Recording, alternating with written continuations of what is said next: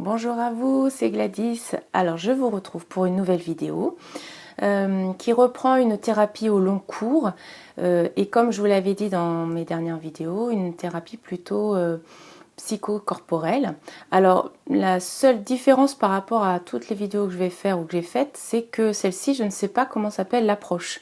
C'est-à-dire que la personne a communiqué sur une psychothérapie corporelle, mais en fait, j'ai jamais su quel était le nom de l'approche qu'elle utilisait. Et même avec l'expérience ou le temps, je n'ai jamais rencontré quelqu'un qui faisait la même technique. Ce qui fait qu'au fond, je ne sais pas ce que c'était. Peut-être un mélange entre l'hypnose, la PNL, des choses un peu comme ça.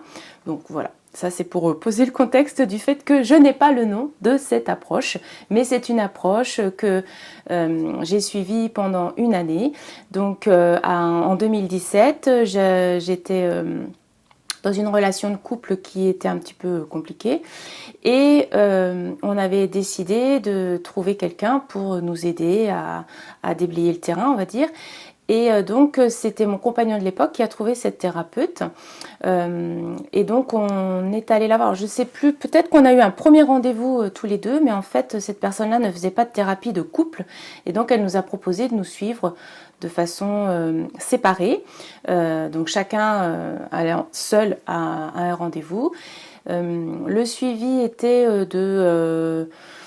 au moins un rendez-vous tous les 15 jours, je pense, peut-être plus. Donc son approche était assez complète, seulement en ce qui me concerne, j'ai pas mal eu de freins et c'était assez difficile de vraiment répondre. J'étais pas une très bonne répondante à son approche, donc elle s'est un peu adaptée en me proposant des exercices ou des façons de faire qui arrivaient à fonctionner, sachant que souvent ce qu'elle me proposait, ça marchait mieux si je le reproduisais seule que avec elle en face de moi ou à côté de moi. Donc je me rappelle de deux techniques en particulier. Une où ça ressemblait sans doute un peu à de l'hypnose ou même de la PNL, où en fait on avait donc une mise en situation, un peu comme une méditation guidée.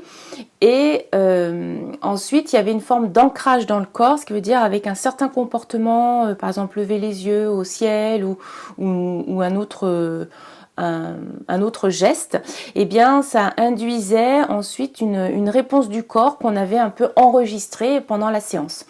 Donc ça, c'est quelque chose dont je me souviens, mais que j'ai assez peu pratiqué parce que ça ne fonctionnait pas forcément bien par la suite. Sans doute par rapport à mes propres croyances ou à mes sabotages, par exemple. Aussi peut-être parce que j'étais tellement submergée que j'étais pas assez précise dans l'émotion, ou que l'émotion était trop forte pour que ça soit suffisant. Et donc justement, l'autre technique qu'elle utilisait, dont je me souviens, c'était une forme de libération émotionnelle qui partait du corps. Et alors l'idée, c'était de savoir où ça se situait, ensuite de savoir à quoi ça ressemblait, donc à quoi on pensait, cette sensation dans le corps, à quoi on pouvait l'associer comme objet, comme chose. Et une fois qu'on avait cette chose, de dire comment on faisait pour s'en débarrasser, pour s'en libérer, pour le retirer en fait. Et c'était assez surprenant en fait, mais quand même efficace. Et c'est cette technique-là que j'ai ensuite utilisée seule et qu'il m'arrive encore quand j'y pense d'utiliser dans certains contextes, parce que j'ai trouvé que c'était quand même... c'était efficace. Par exemple, de se dire, voilà, on a une boule dans le ventre, et bien à quoi ça ressemble? Une balle de tennis, et puis comment on fait pour s'en débarrasser, ou pour l'éliminer, ou pour le faire se volatiliser, pour qu'il disparaisse. Et ben voilà, on le met... Alors là, tout est permis, donc on le met dans une machine à détruire, il brûle à tant de degrés, et voilà, il est complètement volatilisé, il n'existe plus, on vérifie qu'il n'existe vraiment plus, on retourne dans le corps, et en effet, il n'y en a plus. Peut-être il peut y avoir autre chose qui s'est ajouté, donc là, on va faire la même démarche, le même suivi, c'est où et comment... quelle est la sensation et à quel objet ça nous fait penser et comment on fait pour pouvoir l'éliminer.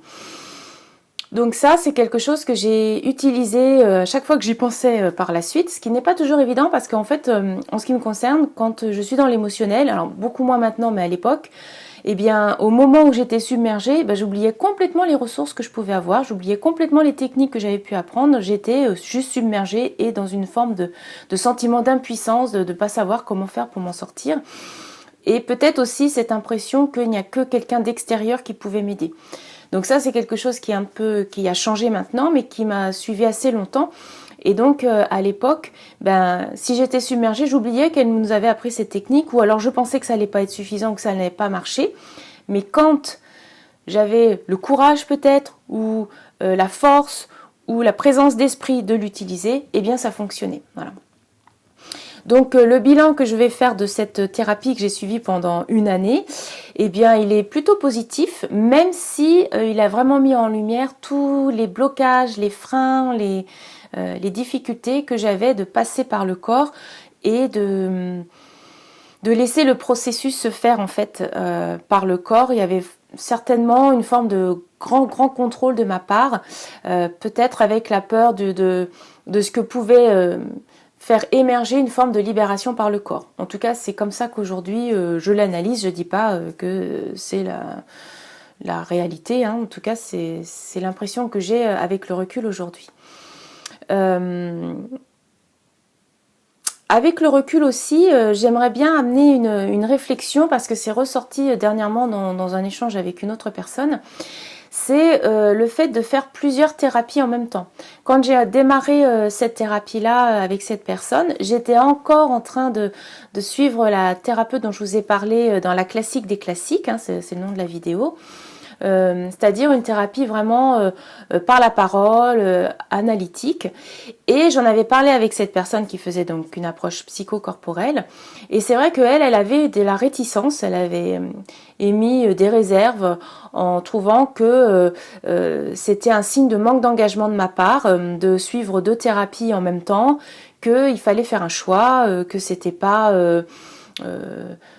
juste peut-être, ou que c'était pas bon, que c'était pas judicieux ou pas efficace, enfin, voilà, tout un panel de termes que je n'ai pas retenus. Et je me rappelle qu'à l'époque, c'est vrai, je m'étais jugée en me disant oui c'est vrai, mais j'avais remarqué que souvent j'avais besoin de suivre 2 thérapies différentes, 2 personnes différentes, et que pour moi peut-être c'était un besoin d'équilibrer en ayant 2. Alors oui, on peut peut-être le voir comme le besoin d'avoir un pied dedans, un pied dehors dans chaque thérapie. On peut aussi se dire que c'était des thérapies qui agissaient sur des domaines différents et que moi j'avais besoin de cette complémentarité. J'ai eu plein d'autres analyses dont je ne vais pas forcément parler là, mais voilà, d'avoir ce besoin d'un duo pour pouvoir retrouver une forme d'équilibre dans un duo. Voilà, peut-être que moi j'avais ce besoin-là. Et donc avec le recul, eh bien, je me dis que cette réticence appartenait en fait à la thérapeute, que en ce qui me concerne, surtout quand ça agit sur des domaines différents, eh bien, je vois pas trop en quoi c'est un problème, et que ça, c'est une forme aussi peut-être de jugement dans la sphère thérapeutique, qu'il faudrait être exclusif, qu'il faudrait suivre une seule thérapie, alors qu'on est tellement multiple qu'on peut suivre divers courants qui vont agir sur diverses sphères, et que peut-être au contraire ça va être une synergie plutôt que être en opposition ou être contre-productif. On peut imaginer que ça peut aussi entrer en synergie ou se complémenter. Donc moi j'émettrais moi aujourd'hui une réserve sur ce genre de remarques ou de comportements ou de réticence de la part du thérapeute, de ne pas vouloir suivre, de vouloir être le seul que l'on va suivre en quelque sorte, et d'émettre un jugement que c'est un manque d'engagement de la part du consultant, d'être sur plusieurs fronts entre guillemets. Avec le recul et avec mon expérience, je me dis que c'est pas une réalité, que ça peut aussi parler de l'ego du thérapeute, voilà, et que dans le monde de la thérapie, eh bien, il faut garder une certaine autocritique, mais aussi une critique ou un sens critique en fait de l'ensemble, et de pas prendre l'avis du thérapeute comme argent comptant, ce que je faisais sans doute à l'époque où je donnais vraiment le pouvoir ou le crédit à la personne en me remettant moi toujours en cause, et c'est pas forcément une bonne démarche. Ça veut dire à la fois ce qu'on ressent, ce qu'on pense, vaut autant que ce que le thérapeute peut amener. Et si on le fait, on peut avoir une bonne raison. Et enfin, j'aurais envie de dire que quelque part, ça appartient à la personne qui consulte. Ça veut dire, même à la limite, même si c'est contre-productif, même si en effet courir être dans la course des thérapies tout en même temps, c'est peut-être une forme de course à l'échec, ça appartient à la personne et peut-être que cette personne, elle a besoin de passer par là à un moment donné et que ça fait partie de son chemin thérapeutique et que ça n'a pas à être forcément jugé, même si on a le jugement facile. Alors moi, je me rends compte vraiment que même en faisant toutes ces démarches, je suis toujours très forte en autocritique, mais aussi en critique extérieure. Et c'est quelque chose aussi que j'apprends à réguler ou à soigner parce que c'est quasiment culturel, je pense. Et qu'en fait, voilà, après tout, ça appartient à la personne. Si elle fait des thérapies mais que ça lui sert pas parce qu'elle se donne pas vraiment les moyens, parce qu'elle s'engage pas profondément, ça fait partie de son chemin. C'est son argent, c'est son temps. Oui, le thérapeute peut trouver ça dérangeant, mais en fait, le thérapeute, il accompagne sur le chemin. Il n'a pas forcément...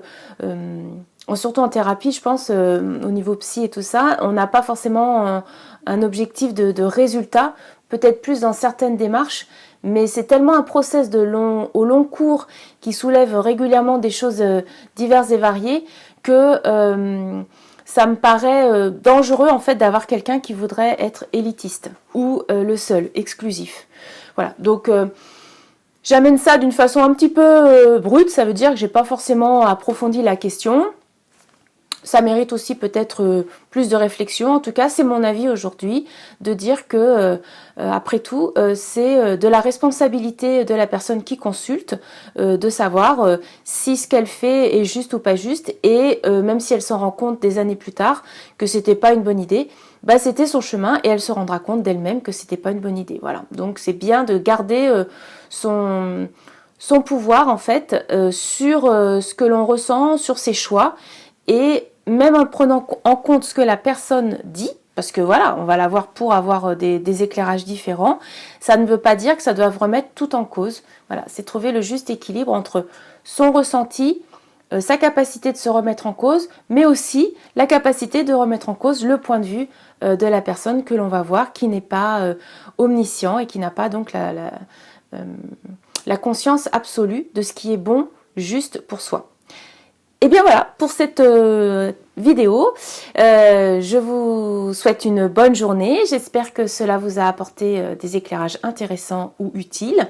Je vous remercie pour votre présence et votre écoute et je vous dis à une prochaine fois.